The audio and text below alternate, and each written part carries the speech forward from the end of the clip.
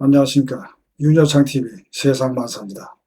이재명 정부에서 3대 메가 프로젝트라는 것을 발표했습니다. 반도체 산업의 육성을 위해서 800조 원을 투자하는 것입니다. 이에 따라서 전남 광주의 삼성전자와 SK하이닉스 반도체 공장이 건설됩니다. 삼성전자나 SK하이닉스의 자체적인 경영 판단에 따라서 그런 결정을 내린 것이 아니라 이재명의 말을 따른 것입니다. 이재명은 경제참모들의 자문을 받았을 것입니다. 경제부처 장관을 포함해서 여러 경로를 통해서 가능성을 협의했으리라고 생각이 됩니다. 그러나 이재명의 경제참모들이 충분히 검토하지 않은 중요한 사안이 있는 것으로 보여서 그것에 대해서 말씀드립니다. 반도체 분야 투자 계획이 나오게 된 데는 삼성전자와 SK하이닉스에서 사상 최대의 영업이익을 낸 데 있을 것입니다. 메모리 반도체 분야 슈퍼사이클이 와서 HBM이나 D램, 낸드 등 제품의 가격이 급등해서 삼성전자가 분기 사상 최대 실적을 기록했습니다. 엔비디아 등 글로벌 빅테크의 AI 서버 수요 급증으로 HBM 같은 차세대 제품 공급이 본격화될 전망입니다. 이런 배경에서 전남 광주의 삼성전자와 SK하이닉스가 천문학적인 투자 계획을 적용받게 된 것입니다. 그러나 지금의 반도체 특수가 언제까지 지속될 것인가? 과연 삼성전자와 SK하이닉스가 앞으로도 계속 이렇게 돈을 벌 수 있을 것인가? 반도체 산업의 업황이 앞으로도 계속해서 좋을 것인가? 이 질문에 대한 답은 없습니다. 삼성전자와 SK하이닉스의 먼 앞날에 대한 전망은 둘째치고 당장 앞으로 2, 3년 내의 전망에 대해서 누구도 장담할 수 없습니다.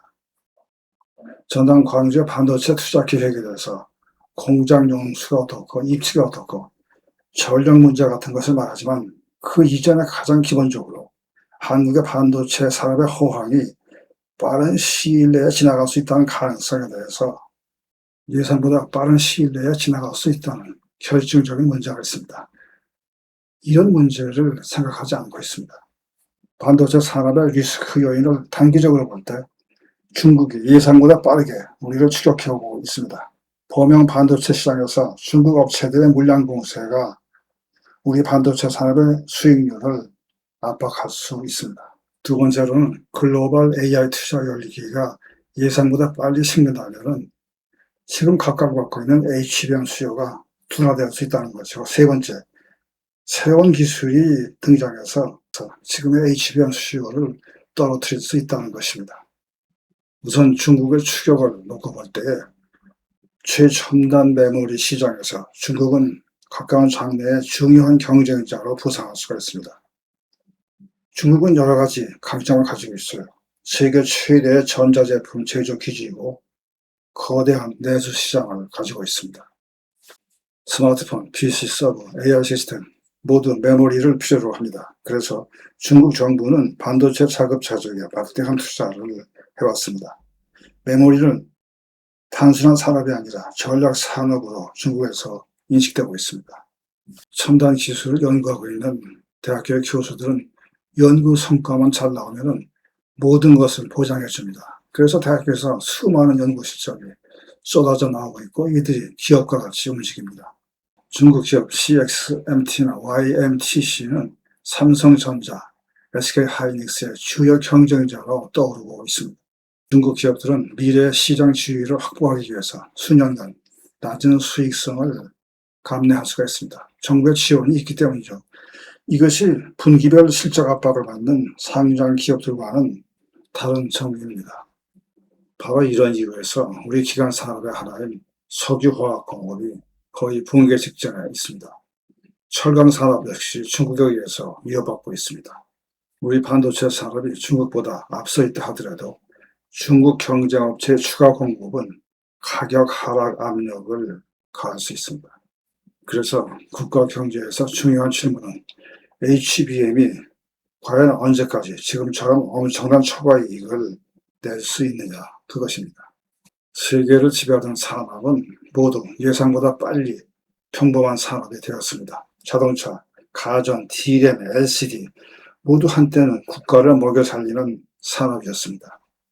그러나 시간이 지남에 따라서 기술이 표준화되고 경쟁자가 늘어나고 공급이 과잉됩니다. 그래서 수익률이 하락합니다.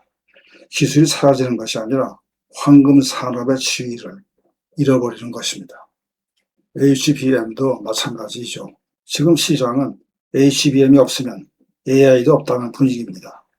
그러나 AI가 계속 성장하더라도 HBM 공급자가 늘고 설계가 표준화되고 제조 기술이 확산되면 현재 높은 마진은 유지하기 어렵습니다.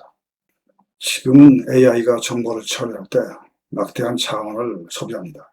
그래서 GPU나 HBM이 많이 필요합니다. 만일 미래의 AI가 더 효율적인 알고리즘이나 전력을 적게 사용하는 모델 또는 소형 특화 모델 방향으로 발전한다면 지금처럼 많은 HBM이 필요하지 않을 수도 있습니다. 그렇게 되면 국가 경제 전체를 지탱할 만큼의 이익을 낼 수 없습니다. 그것에 대해서 지금 걱정하고 대비해야 합니다. HBM의 초호황이 끝난데도 먹고 살 산업에 대해 생각하고 거기에 투자를 해야 합니다.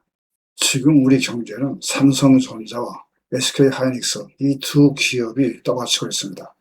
반도체 산업이 호황이기 때문에 수출이 증가하고 그에 따라 세수가 증가하고 주가 상승 효과가 나타납니다.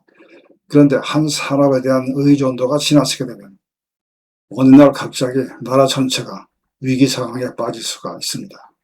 마치 반도체 산업이 영원히 성장할 것 같은 생각에 빠져서 여기에 몰빵하는 것은 위험합니다. 고르게 분산 투자해야 합니다. 기계, 소재, 에너지, 바이오, 농업 등은 폭발적인 호황은 없어도 오랫동안 국가 경쟁력의 토대가 되는 분야입니다. 이런 곳에 골고루 분산 투자해야 합니다. 함께 해주실 시간 감사합니다.